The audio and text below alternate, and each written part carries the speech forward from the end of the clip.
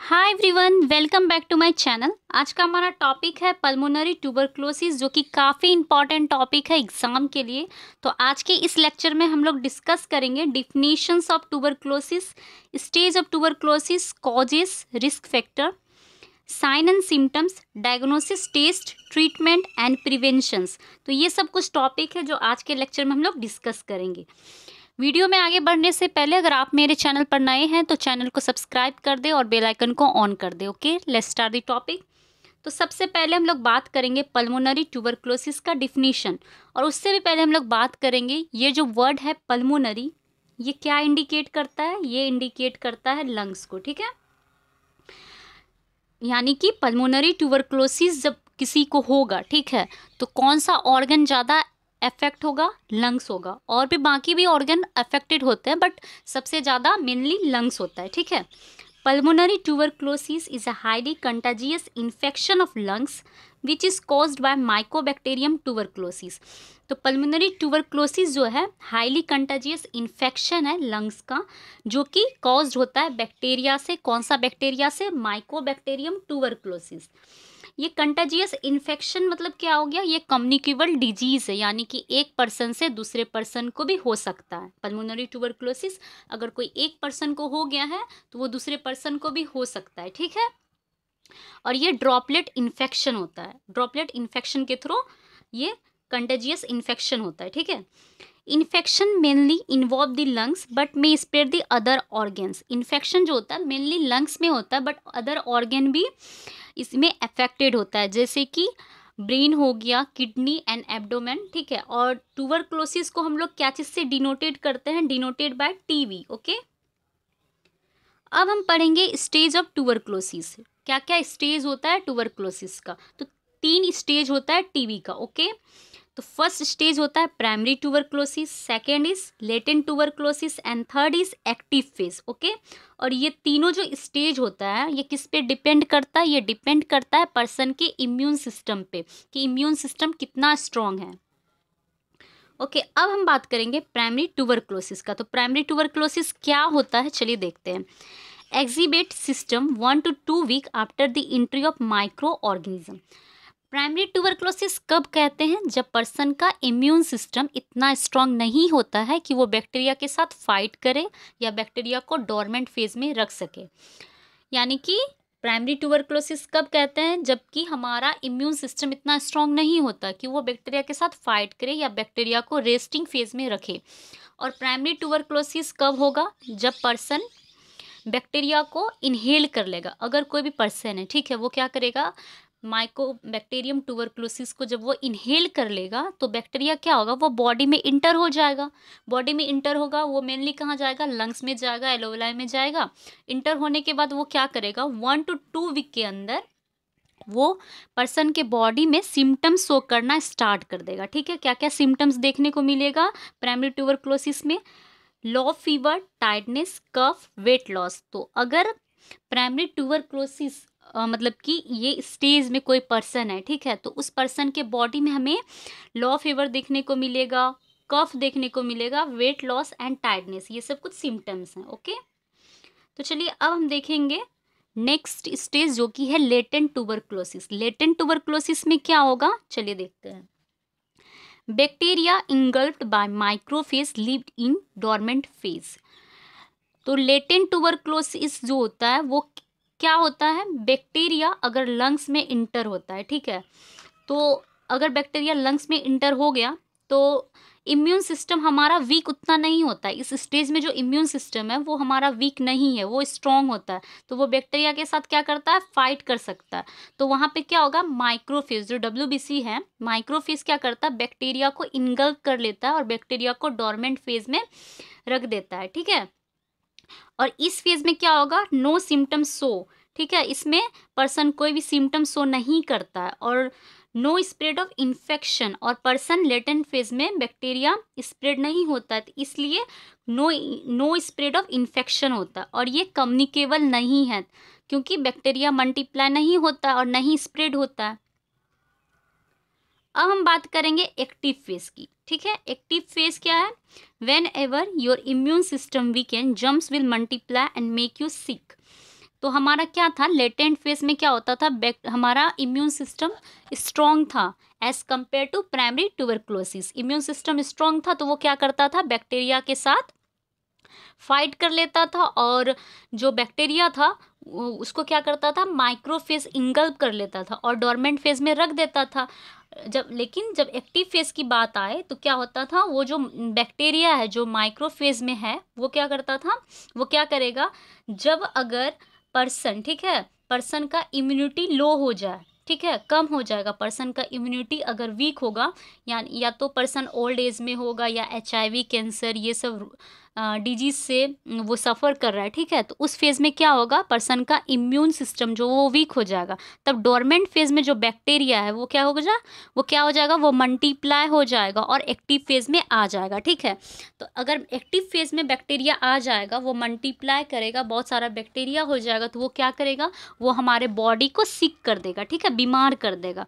तो उस कंडीशन में क्या होगा, symptom shows and spread out. तो जो भी पेशेंट है, ठीक है, वो अगर इस एक्टिव फेज में है, बहुत सारा बैक्टीरिया ग्रो होने के कारण क्या हो जाएगा, हम लोग के बॉडी में सिम्टम्स देखने को मिलेगा और वहाँ पे क्या होगा, वहाँ पे इन्फेक्शन भी स्प्रेड आउट होता है, ठीक है। सिम्टम्स क्या देखने को मिलेगा, कफिंग विद ब्लड और mucus, chest pain, fever, chills, night sweat, weight loss and tiredness. तो एक्टिव फेज में सिम्टम्स देखने को मिलेगा, कफ जब पर्सन कफ करेगा तो उसमें ब्लड या तो म्यूकस देखने को मिलेगा, ठीक है, चेस्ट पेन होगा, फीवर होगा, नाइट स्वेट होगा और टायर्डनेस होगा, ओके। और ये कम्युनिकेबल होता है, ठीक है, एक्टिव फेज कम्युनिकेबल होता है, ठीक है। अब हम बात करेंगे कॉजेस और रिस्क फैक्टर। जैसे कि हम जानते हैं कि टीबी का कॉजेस क्या है, माइकोबैक्टीरियम ट्यूबरक्लोसिस। माइकोबैक्टीरियम ट्यूबरक्लोसिस ही बैक्टीरिया है जो कि कॉज करवाता है टीबी, ठीक है। और रिस्क फैक्टर देखेंगे कि कौन कौन सा रिस्क फैक्टर है जो कि टीबी कॉज कर सकता है, ठीक है, करवा सकता है। तो फर्स्ट है close contact with infected person. Close contact with infected person, अगर कोई इन्फेक्टेड पर्सन है, ठीक है, तो वहाँ पे अगर कोई भी पर्सन उससे क्लोज कॉन्टैक्ट कर रहा है तो वहाँ पे क्या होगा, वहाँ पे चांसेस है कि जो सेकंड पर्सन है वो भी इन्फेक्टेड हो सकता है, क्योंकि ये ड्रॉपलेट इन्फेक्शन है। Second is immuno compromised. क्या हो जाएगा, जब इम्यूनिटी वीक हो जाएगा, ठीक है, इम्यूनिटी वीक हो जाएगा, किस किस कंडीशन में इम्यूनिटी वीक हो सकता है, या तो पर्सन HIV कैंसर इस टाइप के डिजीज से सफ़र कर रहा है, या तो एड्स से सफ़र कर रहा है, या तो ओल्ड एज, ठीक है, ओल्ड एज में भी इम्यूनिटी जो होता है वो कम हो जाता है, ठीक है। या एक और कंडीशन होता है ऑर्गन ट्रांसप्लांट, ठीक है, ऑर्गन ट्रांसप्लांट भी अगर कोई पर्सन का हो रहा है या हुआ है, ठीक है, तो उस कंडीशन में भी हमारा इम्यूनिटी वीक हो जाता है, और इम्यूनिटी वीक होने के कारण क्या है, वहाँ पे वो एक रिस्क फैक्टर है टीबी का। थर्ड है प्री एग्जिस्टिंग मेडिकल कंडीशन, ठीक है, प्री एग्जिस्टिंग मेडिकल कंडीशन में क्या हो जाएगा, अगर कोई पर्सन है वो पहले से ही बीमार है, जैसे कि उसको डायबिटीज़ है या रीनल फेल्योर है, ठीक है, तो उस कंडीशन में क्या होता है, इम्यून सिस्टम वीक हो जाता है, ठीक है। इम्यून सिस्टम वीक हो जाने के कारण क्या होगा, वहाँ पे चांसेस है टीबी का होने का, ठीक है। फोर्थ है living in over crowded area. अगर कोई पर्सन है, ठीक है, वो बहुत ज़्यादा लिविंग क्राउडेड एरिया में रह रहा है, यानी कि बहुत पर्सन के साथ वो रह रहा है, या तो वो स्लम एरिया में रह रहा है या पार्टिकुलर कोई एरिया में रह रहा है जहाँ पे बहुत सारा पर्सन एक जगह रहता है, तो वहाँ पे क्या होता है, क्लोज कॉन्टैक्ट बहुत ज़्यादा होता है, ठीक है। क्लोज कॉन्टैक्ट होने के कारण वहाँ पे सब एक दूसरे के करीब होने के कारण क्या होगा, वहाँ पे बहुत ज़्यादा चांसेस है टीबी होने का। फिफ्थ है इनएडुकेट हेल्थ केयर, ठीक है, इनएडुकेट हेल्थ केयर में अगर हेल्थ केयर प्रॉपर नहीं मिल रहा है, या तो कोई पर्सन है जो टीबी से सफ़र हो रहा है, उसका प्रॉपर ट्रीटमेंट नहीं हो रहा है, ठीक है, तो उस कंडीशन में भी टीबी होने की चांसेस है। नेक्स्ट है माल न्यूट्रिशन, माल नराइज्ड है, ठीक है, उसके बाद प्रॉपर विटामिन्स न्यूट्रिएंट्स नहीं ले रहा है कोई पर्सन, या वेट लॉस है, ठीक है, इस कंडीशन में टीबी होने की चांसेस होता है। नेक्स्ट है सब्सटेंस एब्यूज़। सब्सटेंस एब्यूज़ में हो जाएगा अगर कोई पर्सन हैवी ड्रिंकर है या इम्यूनिटी लो है, ठीक है, स्मोकिंग वगैरह कर रहा है, तो वहाँ भी ये भी एक रिस्क फैक्टर है टीबी का। अब हम बात करेंगे साइन एंड सिम्टम्स। ठीक है, साइन एंड सिम्टम्स की बात हम कर रहे हैं तो यानी कि पल्मोनरी ट्यूबरक्लोसिस अगर कोई पर्सन को है, ठीक है, वो सफ़र कर रहा है पल्मोनरी ट्यूबरक्लोसिस से, तो उस कंडीशन में उसके बॉडी में क्या साइंस एंड सिम्टम्स हमें देखने को मिलेगा। तो फर्स्ट है कफिंग मोर देन 3 वीक्स। अगर कोई पर्सन है, ठीक है, वो 3 वीक से ज़्यादा कफिंग हो रहा है उसे, तो वहाँ पे हमें देखने को मिलेगा कि वो पर्सन टीवी से सफ़र कर रहा है। ठीक है, सेकेंड है फीवर, चिल्स, नाइट स्वेट। ठीक है, फीवर आएगा वो पर्सन को, फिर चिल्स आएगा, नाइट स्वेट आएगा। ठीक है, third is loss of appetite, खाने पीने की कोई इच्छा नहीं होगी पर्सन में।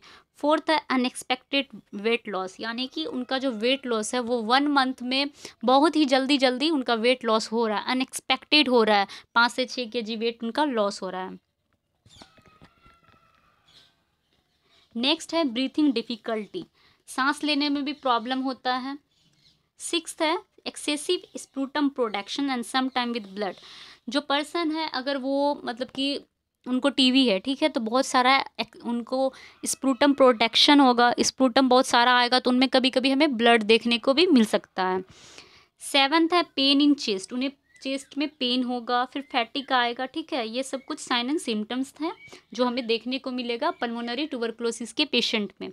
अब हम बात करेंगे डायग्नोसिस टेस्ट कि अगर कोई पर्सन है, ठीक है, उनको हम क्या टेस्ट कर सकते हैं, कैसे हम डायग्नोस कर सकते हैं वो पेशेंट को। तो हम लोग क्या करेंगे, सबसे पहले मेडिकल हिस्ट्री लेंगे, हम लोग जानेंगे कि पेशेंट को क्या क्या प्रॉब्लम है। ठीक है, पेशेंट अपना मेडिकल हिस्ट्री देगा, वो बताएंगे कि क्या क्या सिम्टम्स उनको देखने में मिलता है बॉडी में, वो डिस्कस करेंगे।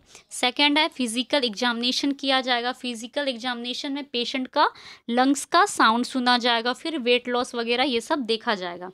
थर्ड है चेस्ट एक्सरे। चेस्ट एक्सरे में क्या होगा, चेस्ट एक्सरे में जो भी पर्सन है उनमें लंग्स में क्या फाइंडिंग आ रहा है हम वो देखेंगे। फोर्थ है स्प्रूटम टेस्ट। ओके, स्प्रूटम टेस्ट एक one of the best diagnosis है ट्यूबरक्लोसिस के लिए। ये इसमें हम लोग 2 टाइप कर सकते हैं, एसिड फास्ट बेसिलस स्मेयर करेंगे, फिर एसिड फास्ट कल्चर करेंगे। ठीक है, फिफ्थ है मॉन्टेक्स टेस्ट, जिसे हम लोग कहते हैं ट्यूबरक्लिन टेस्ट और purified protein derivative.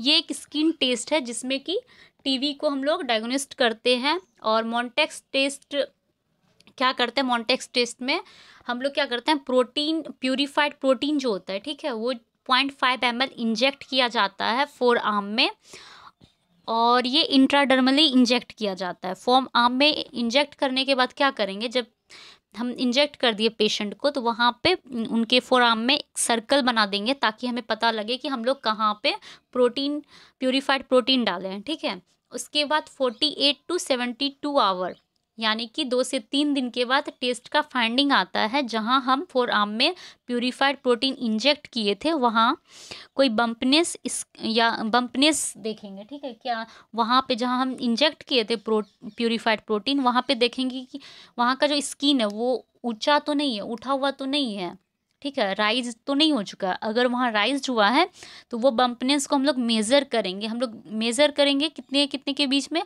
5 mm to 15 mm अगर होगा उसका मेज़रमेंट, तो वहाँ पे हम जानेंगे कि ये पर्सन पॉजिटिव है।